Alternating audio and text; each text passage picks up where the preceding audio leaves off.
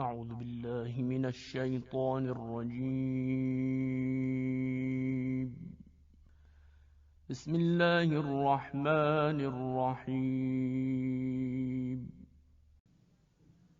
ألهاكم التكاثر حتى زرتم المقابر كلا سوف تعلمون ثم كلا سوف تعلمون كلا لو تعلمون علم اليقين لترون الجحيم ثم لترونها عين اليقين